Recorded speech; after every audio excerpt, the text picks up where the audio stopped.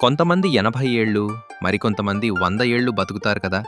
అసలు ఒక మనిషి ఎన్ని సంవత్సరాలు బతుకుతాడనేది ఎలా డిసైడ్ అవుతుందో మీకు తెలుసా? యమధర్మరాజు అంటే కేవలం మరణానికి దేవుడు మాత్రమే అని మీరనుకుంటే అది పొరపాటే.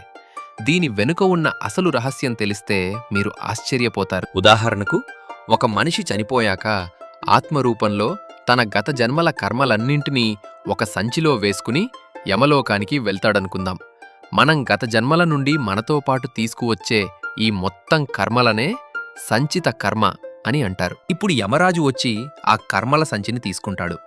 ఒకవేళ ఆ సంచిలోని కర్మలన్నింటినీ ఒకేసారి భర్తీ చేయమని ఇస్తే ఆ భారాన్ని తట్టుకోలేక ఆ మనిషి మళ్ళీ ఒక్క నిమిషంలోనే చనిపోతాడు.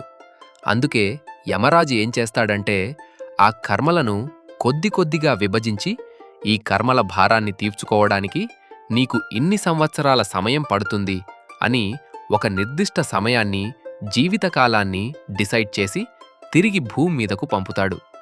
ఇలా ఈ జన్మలో అనుభవించడానికి యమరాజు ద్వారా మనకు ఇవ్వబడిన ఆ కొద్దిపాటి కర్మనే ప్రారబ్ధ కర్మ అని అంటారు. అంటే యమ అంటే మరణం కాదు, పరిమితం చేసేవాడు అని అర్థం. యమరాజు మన కర్మలను ఒక నిర్దిష్ట సమయానికి పరిమితం చేస్తాడు. ఆ సమయమే మనం జీవించే ఆయుష్షు. మన కర్మల వెనుక ఉన్న ఈ గొప్ప రహస్యం అందరికీ తెలిసేలా ఈ వీడియోని తప్పకుండా షేర్ చేయండి.